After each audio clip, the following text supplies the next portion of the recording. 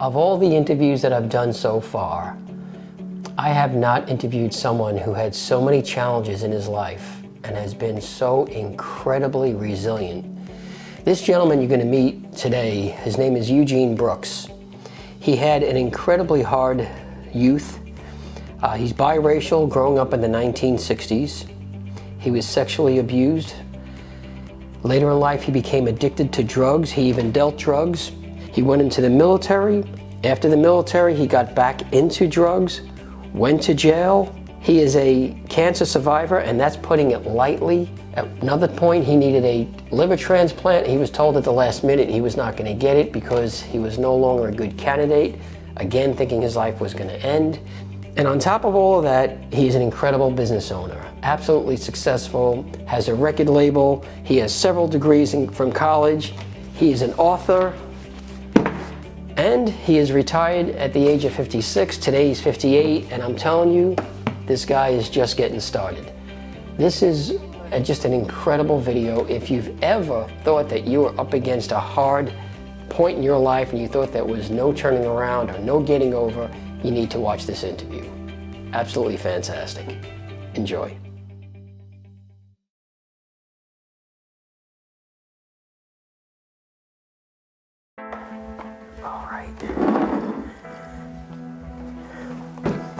All right, first of all, you ready?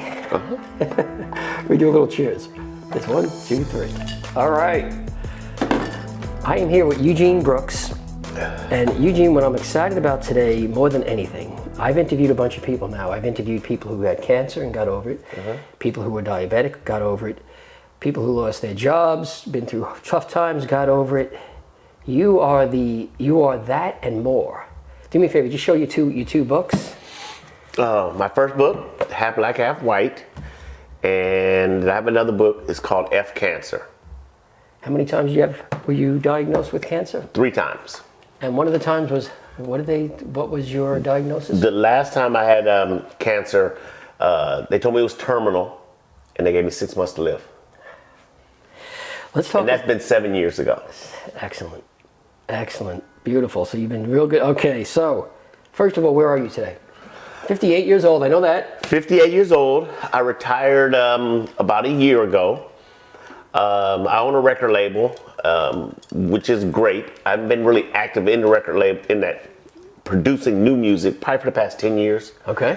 But one of the good things about the record business is you have a residual income. Beautiful. So. Any names that some people would know that were on your label? Yeah, if you listen to any rap music, Kid Named Zero, Trade of Truth, Cliche, Big Mellow. Zero probably had the most success, and he's still relevant today. Okay. Yeah. So, and when I see them now, because when I met them and I got with them, they didn't have cars. Okay. Nothing. And you see them now on the news everywhere. Trey is doing a lot of good things, helping a lot of people. So you see them regularly on TV, and I'm like, wow, stories I could tell. Yeah, so let's talk about stories, because again, wonderful man, but you had a rough childhood. Yes. And I know one of the books covers some of that. First of all, black and white. Your dad was black, your mom was white. Yes. And this was in what, 50s, 60s, 70s? I was born in 63. Okay. So this was the time, like the LA riots were in 68, 69. Okay. I grew up in California. There was racial tension. And in fact, when I was born, my mom and dad couldn't marry. It was illegal. Yeah. Until 65 with the Supreme Court case, Loving versus Maryland. Different times. But this is the fascinating thing. So we're talking about in 63, 65. Seemed like a long time ago. Yeah. Seemed like a lot of progress ought to be made, especially for kids like myself that are biracial. Yeah. And what amazes me is the same issues that I had, they still have today. I think it was last week I was watching that Netflix movie with Meghan Markle. Okay, I haven't seen it. She still struggles from racial identity. Today, President Obama, if you read his books or you know his history, there was a time when he was in high school that he got into drugs and alcohol. I mean, he got his stuff together. Yeah. And even kids, young kids now, they tell me the same thing. Yeah, my mom and dad says, I have the best of both worlds. And that's why, like on this shirt on the back, it says best of both worlds. Not. Why is that? It's the same lie, but it's so crazy because the same lie that my mom and dad told me in the 60s, they're still telling it today. And I understand why they have to tell that lie. Because, again, I talk about it in the book. So basically what would happen is whoever that white person was in that relationship Right. has to say, you're not white. Wait, they have to say that as a good thing or as a bad thing? As a good thing. As a good thing. And they say, they need to tell their kids, say, listen, I'm white. You're not. I mean, we know that you are, but you need to understand how society perceives you, how people will react to you just based upon your appearance. I see what you're saying. Okay. And parents can't do that. That's difficult to do. Yeah. But the truth of the matter is that is what it is. When they, so in one part of the book, so I was 17, I was 16, and I had gotten in a lot of trouble and, shot across the side of the head and just got in a lot of trouble. And my mom and dad said, well, you can go to the military. So Figuring the military is going to straighten you out? Yeah. What was, okay. Yeah. So during that time, with the applications, they didn't have not Hispanic. You know how the applications are today. Yeah, yeah. They had black, white. So I checked white. I'm like, I'm half black, half white. I check white. Yeah. And the sergeant looked at me and said, well, I think you made a mistake. I said, no, I'm half black and half white. So I'm going to choose to be white today. And he looked at me, he said, son, if we were looking for a white Eugene Brooks, do you think we'd find you in the battlefield? It's a good point. And that's when it really dawned on me. Nothing to do with racial, but it's a good point from the standpoint of looking for Eugene. Right. I get that only, okay. Yeah. But it's broader than that, is what you're saying. It's like, and then I really realized that I'm black. People see me as that. And I wasn't taught how to be a black man. My father was black, but he was an old school black man. What's that mean? Harsh, cold, very strict, not loving, not caring. He was a provider. My dad could make money. He taught us how to make money.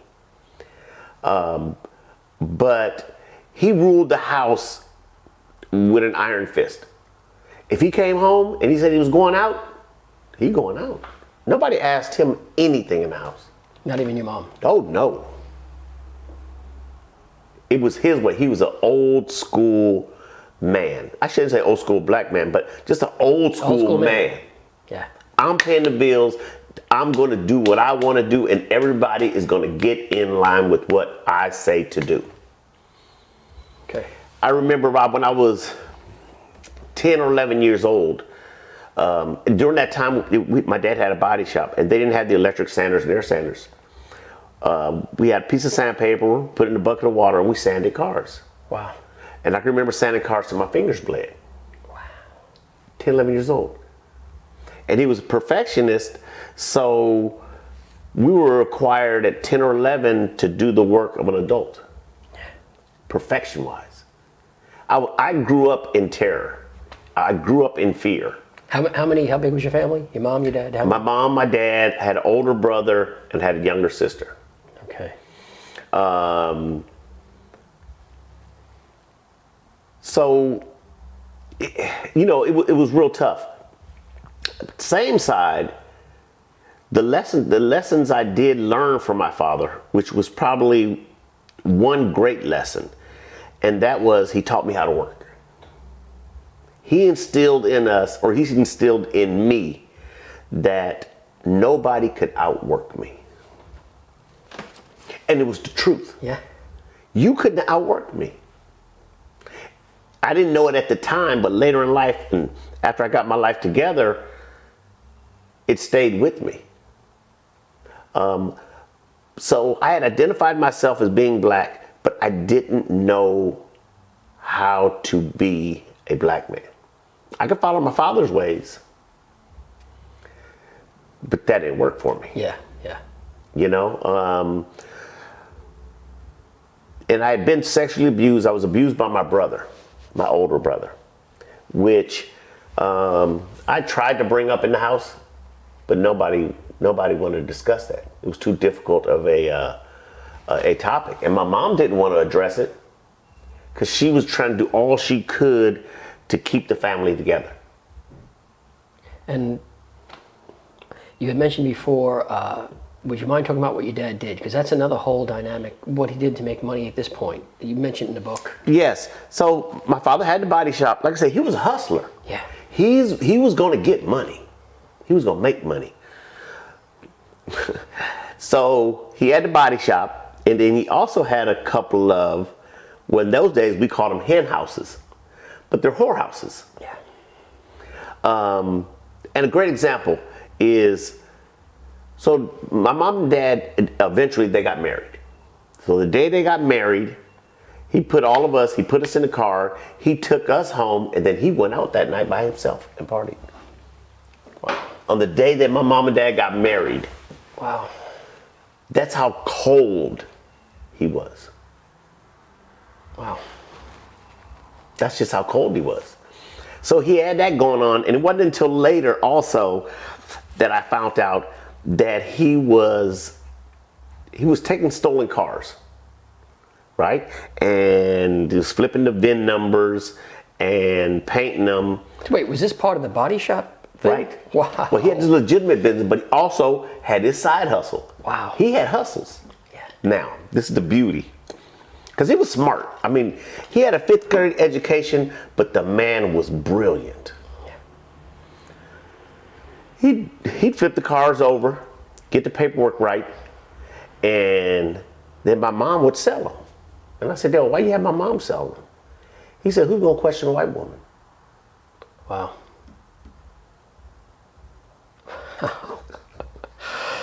Eugene, wait, you mentioned, I got to ask something, because you had mentioned growing up half black, half white. It was definitely harder in the 60s than it is today. I mean, that's... No. No. Well, it had to do with all the way people, because today people see, even with all the, first of all, did you get racism from both sides? Did you get racism today from both sides? You still get it today. From both sides. It is the same today. It is the same today internally, you know, before that child. Externally, it may be a little bit better, but not a lot. Really? Yeah. Well, here in Texas, in California, and some of the parts of the country, externally, it's not as difficult. If you're a biracial in California, shit, everybody's biracial in California. It's not as difficult in California as, say, it is here down south. Okay. I mean, we live in Texas. We live here in the South. We know what it is. You know what's so funny? I got to, not at all disagreeing with you, but so I'm from New York, and I grew up in Queens, and I was it was very segregated. Now, I went to high school, was very mixed, but our neighborhoods were very segregated. Mm-hmm. When I moved down to Houston, an apartment complex here, the guy above me was from Egypt, the guy next to me was black, the guy below me was, I think, Indian, and it was like, wow, this is like a true mixed community. So it's funny how I see when I lived in New York, to me it was very segregated as far as neighborhoods go. Mm-hmm. Again, all the stores, no matter where you went, it was very mixed, but the little neighborhoods had their little pockets, and I think it's still somewhat like that today. But here in Houston, again, I'm another apartment complex, same thing. It's very well mixed here. Yeah. And it's down south. So my friends will tell me, hey, Rob, you're down south.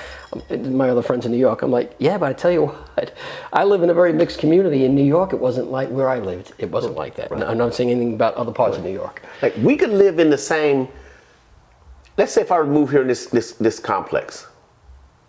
You just described like your experience. Yeah. My experience will be totally different. Tell me. I'm black. It would be little things like, okay, so we're here in Texas. Yeah. I am always armed. I have a license to carry a firearm.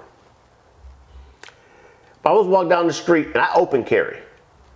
I walk down the street, open carry, black man, 11 o'clock at night. I see what you're saying.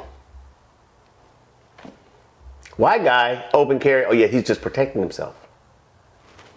I'll give a perfect example. I went to Chili's restaurant 2 days ago with my son. Ordered my beer. It wasn't good, so I told him, I said, man, the beer wasn't any good. It was flat. He said, okay, don't talk loud. Wait, your son said don't talk loud? No. Oh, the bartender, young white guy, don't talk loud. I said, look, then just give me the bottled beer. He gave me a bottled beer. He walked off. I was talking to my son. I was like, come on back. So he came back 5 minutes later. I said, well, look, first of all, that bottled beer, you take that back. You bring me another bottled beer with a cold mug, and you serve me like you're supposed to serve me. He raised his hand. He said, I told you about talking loud. If you don't like it, you can get out. Then the old me kicks in. Yeah. Right? Yeah.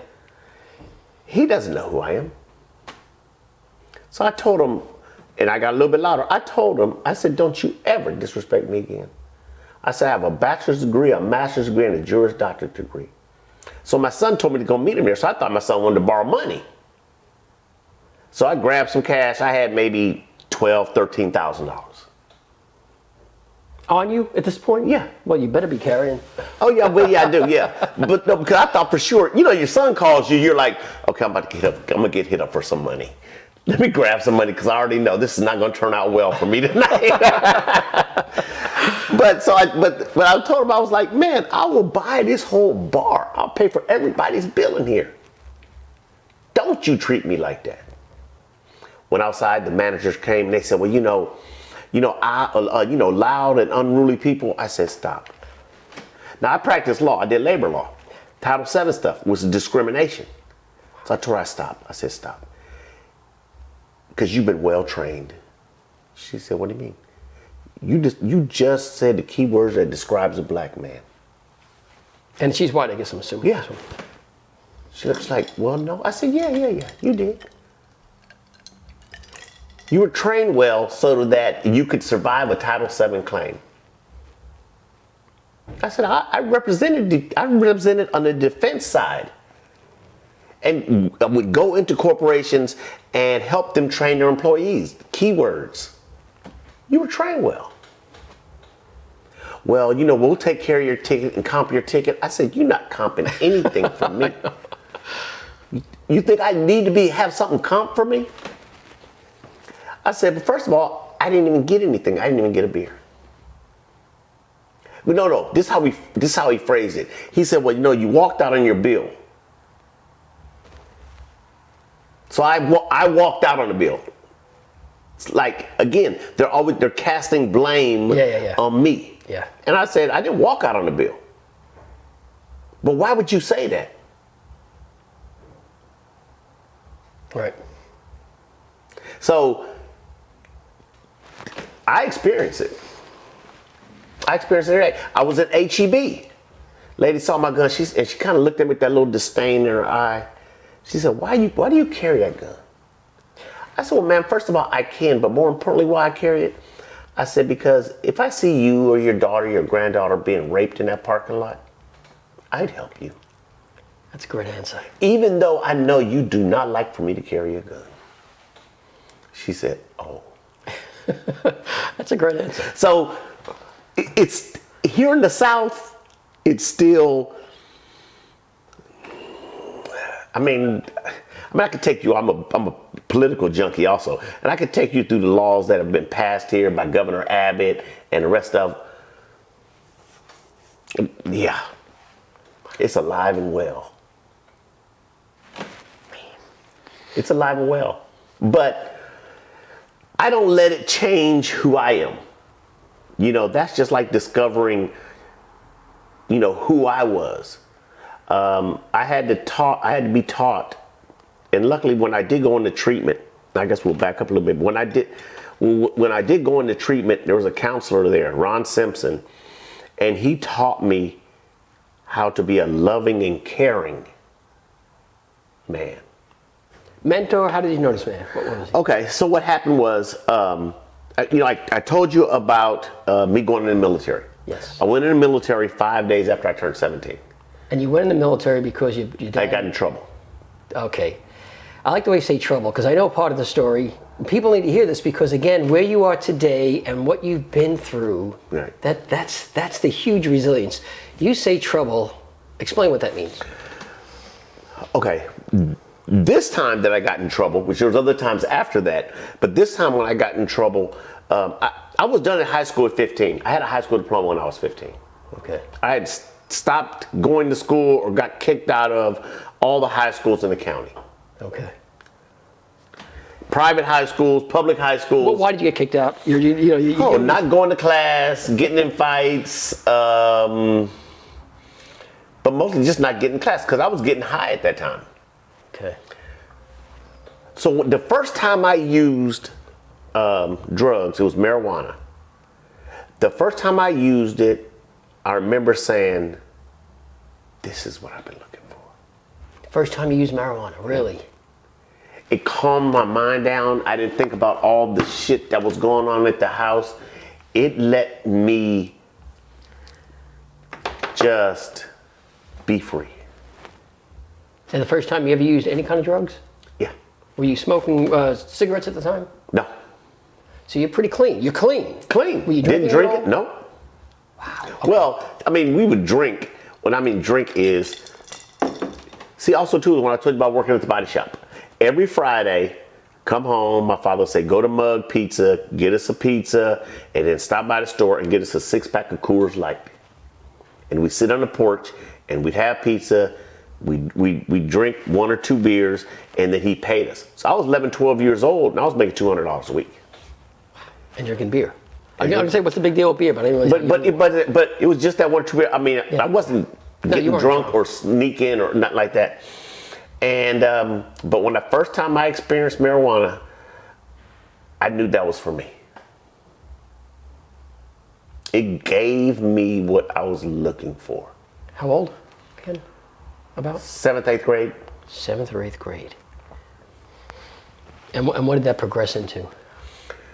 So eventually it progressed into acid, PCP, whatever you had, that was my favorite. You have hash, oh, that's my favorite. You have PCP, that's my favorite. It didn't matter at the time. Wow. I just loved the high. I loved the freeing of my mind.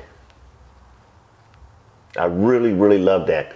And so I was out of high school. I went back to my old high school, and there was this guy that was selling weed out in the parking lots, and he was bragging, I got 3 pounds of weed in my car. I'm like, okay. They all went to class. I got a tire iron, and I tore off the trunk of his car, and I stole all his weed. And the guy reported it to the police and said I stole his radio. So I was down at the shop with my father, and the police came by, and I can remember my mom called me, and she said, did you steal that boy's radio? And I said, no, I didn't steal his radio. Which is the truth. Right. And she said, okay, we'll get a lawyer. And I remember I'm going into the bathroom. Now this is how men are different today than they are. This is the difference between a man from yesterday to today. Okay. My mom said, we'll get a lawyer. I went in the bathroom. I said, I can't do that. Called her back. I said, Mom, do not get a lawyer for me. I said, I didn't lie to you. I didn't steal his radio. What I stole is not important. But don't get no lawyer. I'll take this. Unlike kids today, they'll let their mother, their grandmothers put up bail money for their house. Oh, I see what you're saying. They'll do all that shit. If you do it, you stand up like a man and take your charge. These kids nowadays, a lot of them, you know, getting shot by the police and all that. There needs to be a class and teach them. You got a warrant off your arrest? You did that? Pull over, get out the car, get arrested, and stand up like a man and take your charge. Half of them wouldn't be killed today. That's why, is there some police brutality? Of course there is. Can half of it be, somehow in our control, where if we would have acted differently, it would have never happened? Absolutely. But it just goes back to being a man. Yeah. Be a man about your shit and take your charge. Yeah. So I go in the military, I sign up. I'm in the military 5 days after I was 17. Okay. I was still a boy. Yeah. Yeah. I didn't think you can go until you're 18. It was 17? No, back then it was 17 with your parents' signature. Wow. Okay. I went in, went through basic training, no problem. Went to tech school. I get busted in tech school. The last day of tech school, I was coming home. Hold on. What do you mean busted in tech school? So you know, in the military, you go to basic training. Yeah. And then whatever field you are in, then you go to tech school where they train you for that specific job. Got it. Mine was loading weapons on F4s, F-15s. Okay. The missiles, AIM-7, AIM-9. That was my job. Okay. Busted though. What does that mean? So I, the last day of tech school, that night before, I'm going to Combs, so I was like, I'm gonna take some drugs home with me. And I bought like 5 pounds of weed and 142 hits. Wait a minute. This is in the military? Yeah.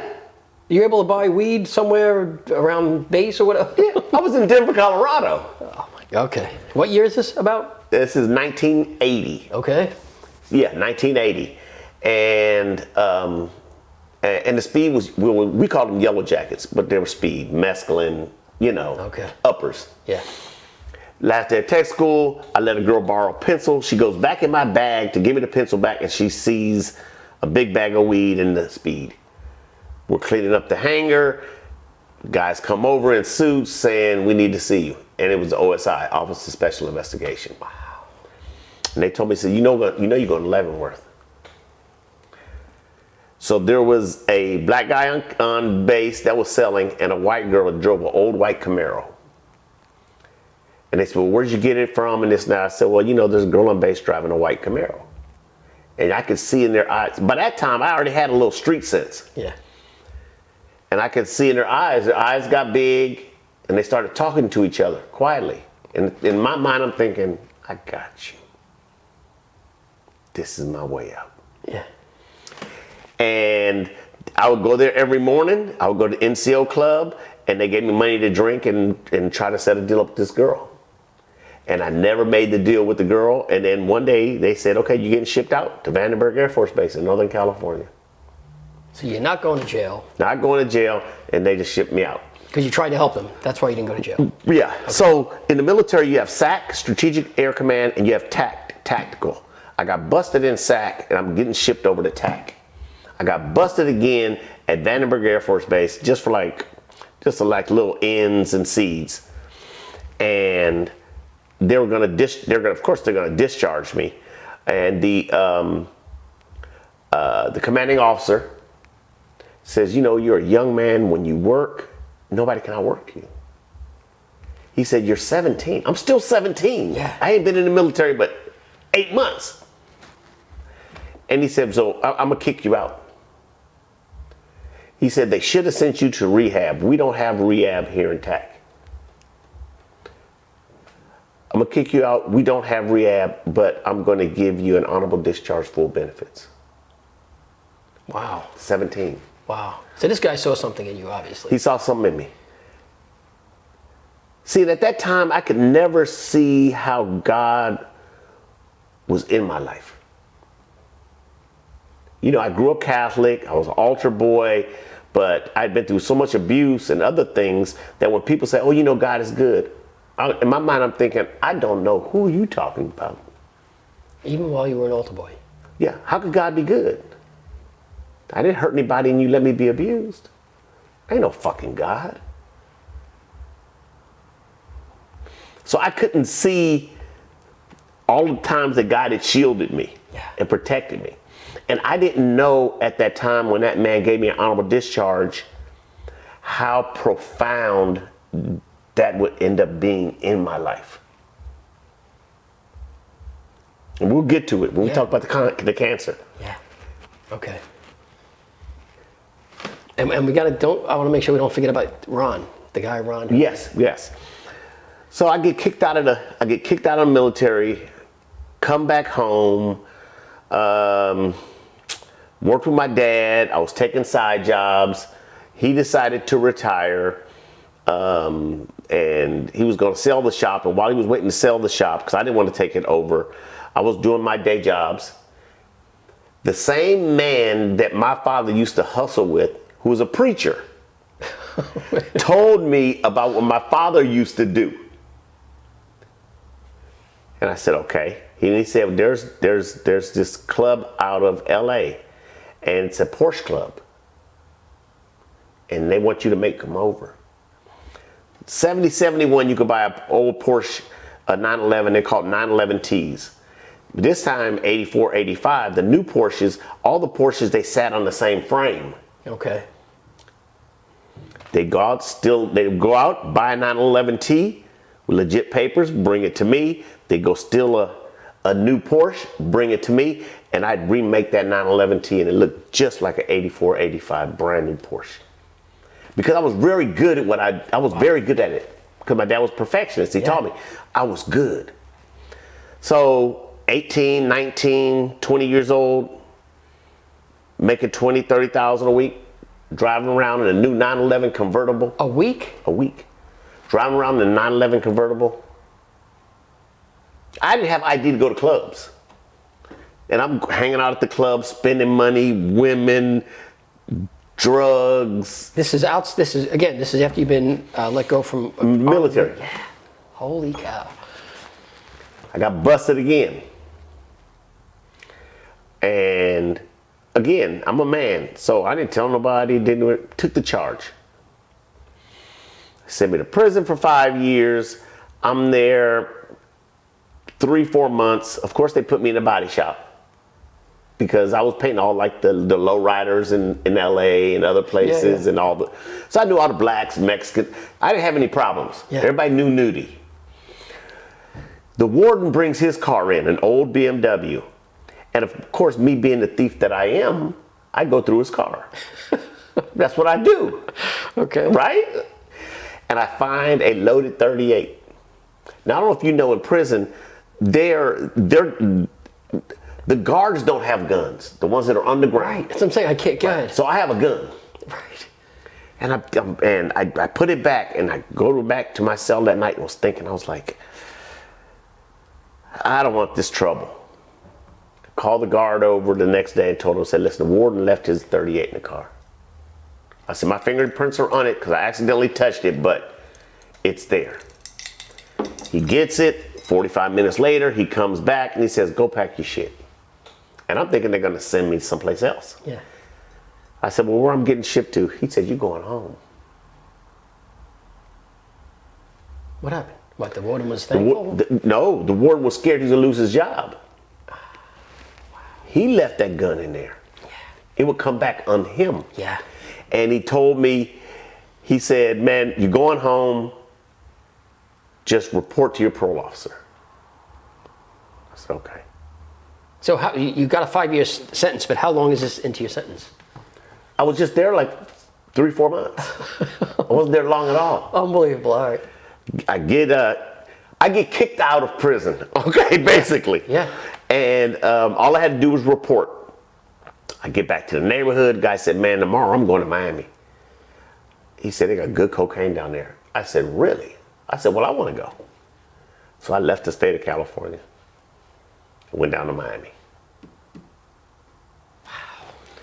Got on drugs, started smoking crack. I was even had a little crack den where people could come in and smoke. And I was selling crack on 183rd and 42nd Avenue, Opelika. No, Carroll City. Wait, I have to ask you something, and I don't mean any disrespect to you when I say this. You got the huge break, and let's talk about it, from God when you went into the military. And that this guy saying to you, "I'm honorable discharge with Benefits. There's chance number one, right? No, I got shot earlier in the head when I was a kid. The bullet grazed my head. So you should have died. You should have got shot. Whatever, just a little bit more, I would die. So God had been protecting me. And I was electrocuted. I forgot what age I was there. I can go back, series of events. It's like, I don't know how I made it. But again, at that time, you don't see it. I don't see it. I get it. When I was even at that place, selling crack and running that crack house, got robbed one night by some Jamaicans. And the guy had a 9 to my head and I heard it go click, click, click. He said, oh, fuck. And just hit me in the back of the head with it. That was another time that God saved me. All right, so let's go to Miami. I didn't mean to cut you off. You're in Miami. Okay, I'm in Miami. After that happened and I was smoking more, I was homeless. I was homeless about 6 months. And I can remember one morning on Biscayne Boulevard and 826 Causeway, it is where the Miami Herald office used to be at. And across the street was a park. Now that's where the Miami Heat Arena is at. Oh, cool, okay. And there's a bridge, and that's where I would be at night or moving around. But I remember standing in that corner and I said, well, God makes homeless people. Wait, you're blaming it on God at this point? No, I'm coming to grips with my reality. Okay. Like, this is who I am. I'm one of those people. And God makes it. So I'm like, why should it be me? Wow. 5 minutes later, a guy pulls up and looks at me. He said, what are you doing out here? You're too young. At this point, I had puke all over me. My feet were green because my socks would stay wet. He said, you're too young, man, to be out here. And he took me to and he asked me, he said, do you want help? I'm like, yeah, if you can. Took me to a detox center. And you would think I would start doing the right thing. Yeah. And this is just a random guy. You didn't know who this guy was? Didn't know who he was. Took me to a detox center. Of course, I get busted in the detox center for being in the shower with 2 women. Anyway, don't worry about that part. Yeah, I couldn't do right. Okay. And so you could be there for 3 days. After the 3 days, if a county facility was open, then they would send you to the rehab for that county facility. If there wasn't a vacancy, they send you back out on the streets, and you have to keep checking to see when you have an opening. I was in there the 3 days. It was time for me to go that morning, and the nurse said, "Come here.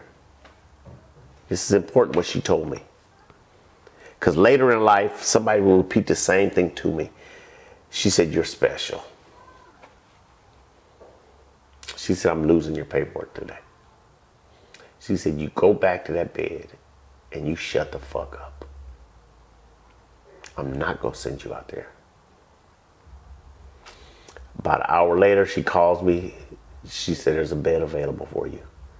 You're going to Bay House. Bay House with treatment center right on the bay." And I met a man over there. His name is Ron Simpson, and he changed my life. He changed my life. He was one of the he was the counselors. Counselors there, okay. He changed my life. And I got in there, and I could remember him telling me one day, We were talking about God or spirituality, and I said, well, I don't believe in a God. He said, okay, so you're agnostic. And I said, no, I don't believe in God. He said, see, you don't even know what that word means. Agnostic means that you're just without knowledge. He said, but Gene, let's do this. He said, you see that doorknob? He said, that could be your God if you want here. He said, as long as that doorknob has I'll put this in my words, because how I wrote it in the book. As long as that doorknob has the depth and the weight to solve all your problems, he said, that could be your God. Okay. That shit makes sense to me. He said, I can pick whatever God I want, whatever you want. Because all I grew up was about Christianity. Jesus, got to go through Jesus. You can't steal, can't live, the 12 commandments. I know I couldn't live up to that. I knew that. And got in there, he said, no. He said, you don't have to do that. He said, pick whatever you want. I said, okay. But he knew at that time that as my belief changed and strengthened, that my perception of what God is would change also.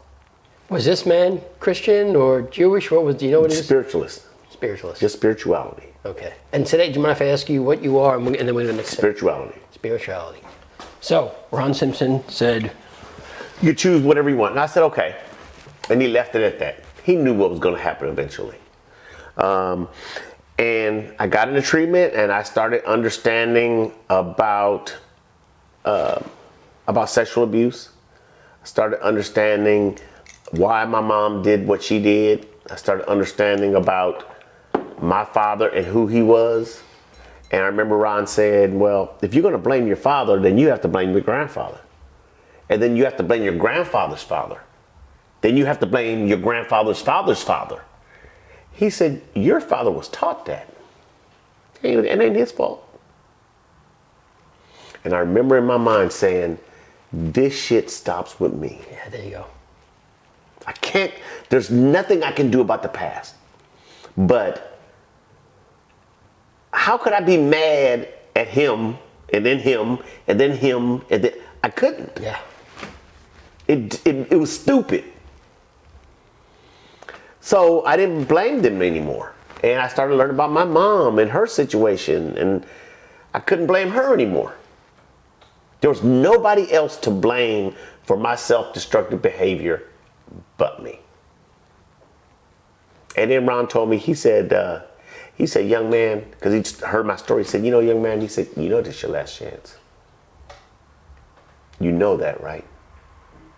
You know if you don't get it right, there's no more chances for you. You have to start helping yourself.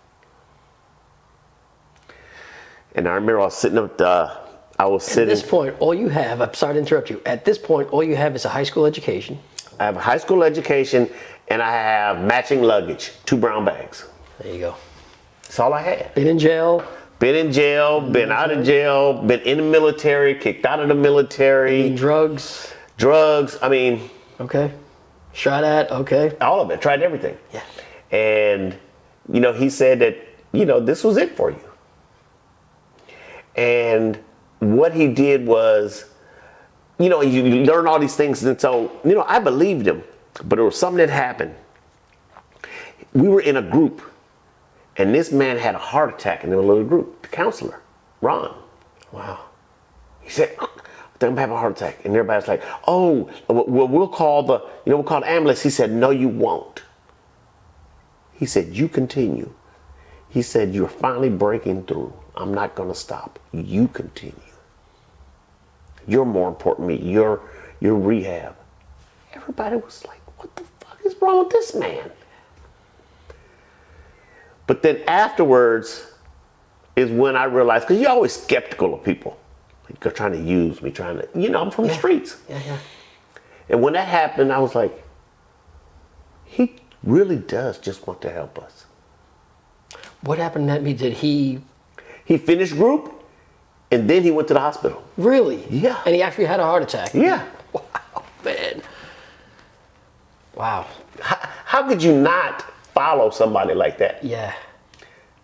So I stopped doubting that he was feeding me bullshit and started believing almost everything he said. Eugene, is he the first person in your life that you saw that way? Yeah. Okay. First person. And I can remember one night I was sitting downstairs and I was watching TV, and so on the walls they have it's a 12-step program. Yeah.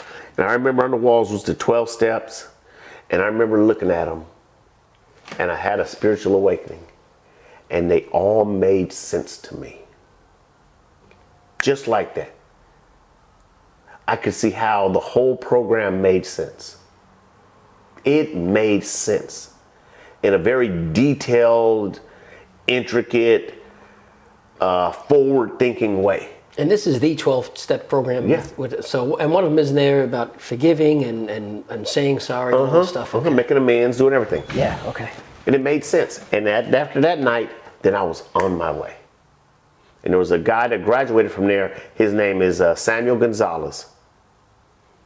Between Ron and Sam, they directed me in the right way. And really from Sammy is when I learned about spirituality. Because I started reading a lot of books. I'm trying to figure out what it is. Old African religions, just everything I could read. And I started learning about, just about spirituality. And spirituality made sense for me. What is, explain that to me. So spirituality for me is, if I do the right thing, just real simple shit. Do the right thing. And I learned that God doesn't require much from us. I cuss, I drink, I fornicate, all those things. God don't care. Do you hurt people? Are you lying to her? Is your intentions wrong? If all of those things line up, God don't care. And that's how you came to terms with it. That's how you do it. Yeah, and I even meet people today, they're like, oh, you're going to go to hell. Okay. I said, and I would tell them, this is how I know I'm on the right track. Now, keep in mind, 10, 15 years ago, 30 years ago, Christianity had the foothold. Christianity, but I should say organized religions. Buddhism, There you go, all of them, okay. They had a foothold. Today, 30, 40 years later, it's different. More and more people are going to spirituality. Because people started realizing that, see, for a lot of people, when they're in Christianity and they can't, or something bad happens to them, or something happens, they automatically think, okay, God is punishing me. No, God ain't punishing you, stupid. Yeah, that is stupid. That is stupid. But people believe that. Yeah. Or maybe I lied too much, or did, and they feel guilty, shameful, remorse. That's what breaks you down in life, is your shame, guilt, and remorse. I have found a better way of living. And people will say, well, it's wrong, what you believe. You can't just make up your own religion. And I tell them, hey, let me explain to you what has happened in my life. Let me show you all the blessings. If that ain't God, I don't know who it is. I don't know what else could it be. Yeah. And then I always explain to them that, listen, I'm not that bright. Not that bright. A guy has a couple of degrees. Right. But go ahead. Why I say that is, the way I say that, the reason why I say that is this. There's an old philosophy I live by.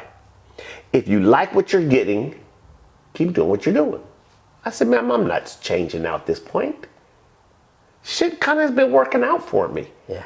Me believing in just a spirit, like just a simple God, like that's it. So I have a spiritual awakening and they send me on my way. I get out of drug treatment and I move to Miami Beach. And one of the things that Ron said was, just take a year off without having sex. He said, take a year off and concentrate on you. I said, okay. So I found a little studio apartment behind this beach house in Miami. And I used to go there every night and meditate. Just sit in the waters, meditate, calming my mind down. Things I used to use drugs for, I found out how to do it on my own. And I was maybe 7 or 8 months into it. Didn't fornicate, didn't do anything, wasn't with any women. And I met this beautiful girl. And she said, you know, that her apartment isn't going to be ready for a month and all that. I said, well, I have a little small twin bed. You're welcome to stay with me for that month until you move. I said, I won't touch you. And I didn't. I said, I'm not doing it, God. I said, I know what you're doing. I think you slick. I know what you're doing. I won't do it. And I didn't. And the day that she was supposed to move, her friend came down from Chicago. Gorgeous. Okay. We ended up going out to dinner that night and walked on the beach. Then it started raining. So from the beach to get over to my little spot, you had to go over this little canal. I don't know if you've ever been to Miami. No. Okay. So the Fontainebleau Hotel's here, and I don't know if you've seen on TV or shows, the Fontainebleau Hotel. I've never seen it. But... Okay. So it's like a little bridge over a canal. And I remember it was raining, and we were at the top of the canal. And we started kissing. Wait, who's kissing? You and who? Me and the girl's friend who just flew down from Chicago. Okay. And we started kissing. And it was like it was out of a fairy tale. And I did end up having sex with her that night. And I thought about it. Because the next day she got up, she flew, she's out of my life. Wow. I was like, God, thank you. He gave that to me. God gave that to me. And people gonna think I'm crazy. I get it. All I can tell you is what has happened to me in my life. That's it. Okay. And I know how God works in my life. Sex is not a bad thing if it's pure. Yeah. You ain't gotta be married. You ain't got. She wanted something from me, and I didn't even know what she wanted until we got to that point. But my point is that it was a picturesque moment. God made that moment a special moment. Probably more special, sex-wise, special moment than you've probably had your entire life. Fair to say or not? Up to that point, yes. Yeah, up to that point. Up to that point. So, anyway, got on the right track. Then I went back to Miami, and I enrolled in school, and I got my bachelor's degree. But so the only school that would accept me was in the same neighborhood I used to deal drugs in. Wow. Owed people money in there, everything. People were looking for me. Oh, wow. But in order to get to the school, the bus dropped you off like maybe a quarter of a mile down the road. And I was like, God, I can't go back there. I'm scared. If they see me, something's going to happen. Yeah. It's like, okay, God, obviously you set this up this way. So, okay, I'll trust you. Now I'm starting to make baby steps with God. And trust. Okay, I'm going to see. Let me start trusting you. I did, went through, never had any problems, didn't see nothing. And I ended up getting my bachelor's degree. Then went on and got my master's degree. And then I started, I wanted to go to law school. So I was working, catching the bus, and saving my money. I wasn't worried about a car and jewelry. And, I was just keeping my head down, just grinding. I was on a mission. So this is where my father's influence really, really kicked in. Because remember I said, I had in my mind, you were not going to outwork me. Yeah. My work ethic and my drive I got from that man. You wasn't gonna fucking stop me. Guaranteed. You wasn't gonna outwork me. You just tell me how much I need to work to get to a certain goal, and I'll match that. That's great. So went to law school. So I took the LSAT, applied places, didn't get in the first time. I didn't get discouraged. I just figured out, okay, well, God, I just wasn't supposed to get in this time. It didn't mean that I wasn't supposed to get in. I just wasn't supposed to get in this time. Great attitude. Kept grinding, took the LSAT again, applied, and I got accepted at Texas Southern University here in Houston, Texas. Packed all my shit up, got on the bus, because I wasn't going to buy a car, because I wanted to save all my money. Yeah. Rented a place, over the phone, didn't even know where I was going, never been to Houston before, and took a bus, then took a cab, and found the apartment, and then 2 days later, UPS brought all the rest of my stuff. I'm in law school. Wow. Keep in mind now, remember I had that felony warrant out for my arrest in California. Yeah. That never got taken care of because I walked away. Oh, wow, okay. Keep that in mind. Of course, when you fill out the paperwork, I'm old school. I'm not gonna tell on myself. Right. You just got to catch me. If you catch me, you bad man. But I wasn't gonna tell on myself. So I'm in law school. Second day of law school, they told everybody to stand in line. You have to get fingerprinted for your intent to study law. Fuck, what am I gonna do? Yeah. And so the line is moving and my line is moving and we get by the bathrooms. So I go duck in the bathroom and I stayed in the bathroom 5 hours until I knew everybody was gone. 5 hours, okay. Because I could not give up my fingerprints. Yeah. They got my fingerprints, they're gonna come get me. Went through my first year of law school, no problem. Wait a minute. So they never got your fingerprints? They never came back to you and said, hey, we never got your fingerprints? No. They just forgot about it? Yeah. Wow. And that was something I thought about too. I'm like, sooner or later they're gonna call me. Yeah. I said, but we just gotta ride it out. We just gotta ride it out. Wow.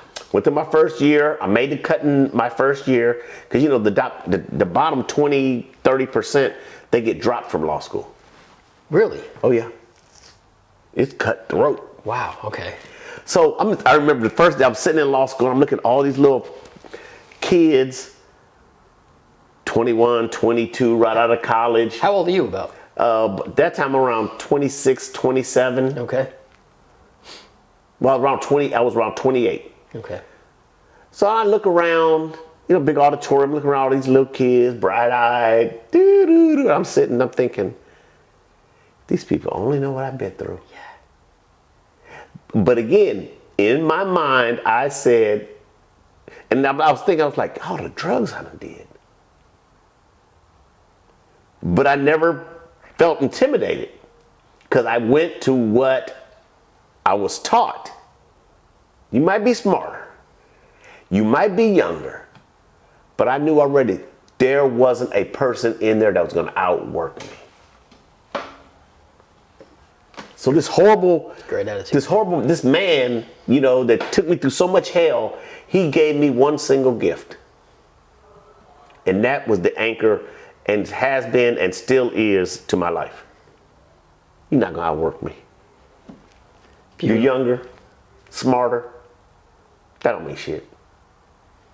And that's how law school is. Law school is like a jealous woman. Explain that. It wants a lot of goddamn time. You have to give it time. That's great. I Right? didn't say it, he did. Right, you have to give it time. But so anyway, I get to my second year of law school and I'm sitting in a constitutional law class. And the professor was a visiting professor, federal judge. Okay. So I protect her anonymity. I can't say the name. Right. And it just came over me in the middle of the class, like, go ask her for help. At this time, I had started trusting God. Yeah. You know what I mean? Yeah. Start trusting God. And so I said, okay. I had learned how through meditation to turn that thing off between my left ear and my right ear. That was my enemy. Yeah. It's a lot of people's enemy. That was my enemy. And I remember, just to go back real quick, I remember when I talked to Ron one of the first times, I said, well, Ron, I was thinking this, that. He said, shut up. He said, you're not that fucking smart. I said, oh no, Ron, I graduate. Shut up. He said, your very best thinking landed you in a drug treatment center. So fucking how smart are you? Wow. And that makes sense. Yeah. That made sense.